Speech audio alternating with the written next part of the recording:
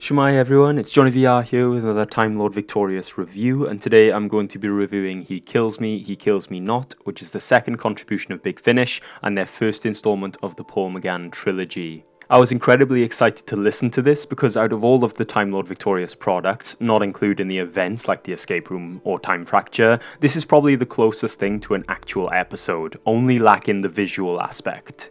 And don't forget, if you want to give Time Lord Victorious a go, check out my Time Lord Victorious playlist where I go through each of the products and the cheapest way to experience the story.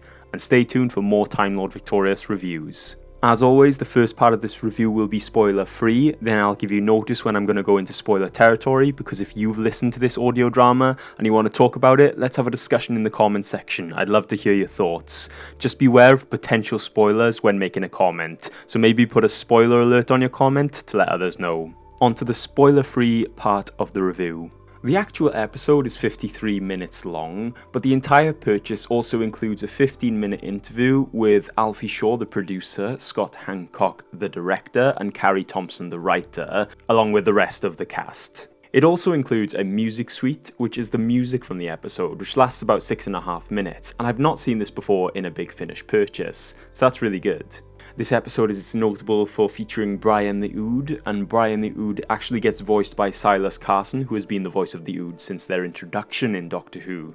And he really does sink his teeth into the part of Brian, as he is very much his own unique character and not just your typical Ood. He does the voice and mannerisms perfectly, really bringing the character to life. His performance is also amplified by the script, as his dialogue is easily the best out of all the characters. He's equally polite and dignified, but also morbid and chaotic. Another thing that impresses me is that if you've read the book titled The Night, the Fool and the Dead, which also features Brian, his dialogue and mannerisms are very consistent, despite being two different mediums with two different authors. Brian is an incredibly memorable character and one of the highlights of Time Lord Victorious so far for me. Paul McGann is the Doctor that is featured in this installment of Time Lord Victorious, and it's a good introduction to him in this narrative, and also a good introduction to him on Big Finish also. Because at this point in his life, he is just wandering alone at some random point between the TV movie and his regeneration. And this means if you ever wanted to see what Paul McGann is like as the Doctor outside his brief TV appearances, it's a safe purchase as well. He really shows with episodes like this just what we missed on TV.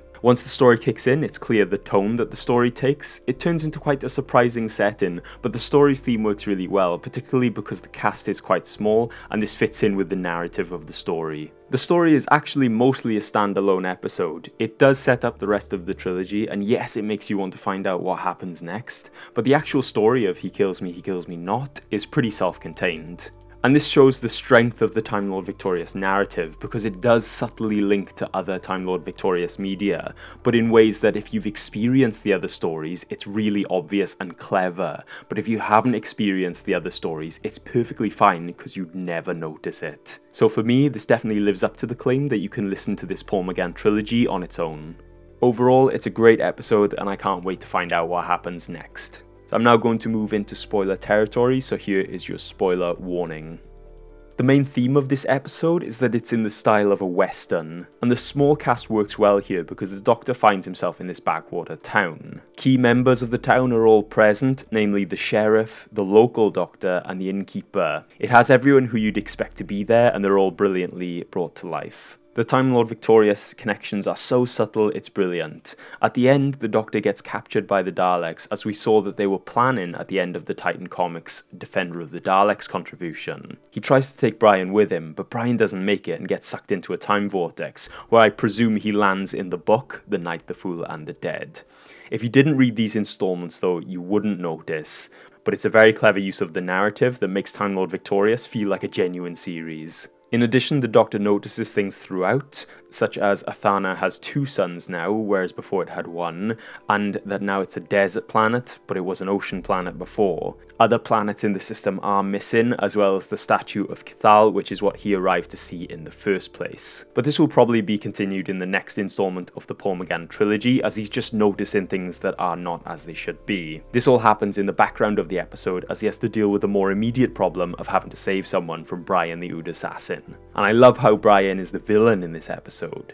It's different from where we see him in the future, so I'm curious to see what changes. He's so chaotic. At one point he's ordered by his employer not to kill Felicity, but may anyway because he can't help it. So there we are, that's my review of He Kills Me Not. Let me know what you thought of this installment of Time Lord Victorious. Feel free to post comments about the story, but beware there may be spoilers there. So perhaps put a spoiler warning on your comment if you're going to talk about the actual story. Stay tuned for more Time Lord Victorious reviews, and if you haven't already, check out my Time Lord Victorious playlist, where I go through each of the products and the cheapest way to experience the story. If you want to support our channel, you can do so by going to coffee.com/skybotfilm, where you can tip us the price of a coffee, which you'll use to get better equipment and make better videos for the channel. So with all that said and done, thanks very much for watching, and I'll see you next time. Bye!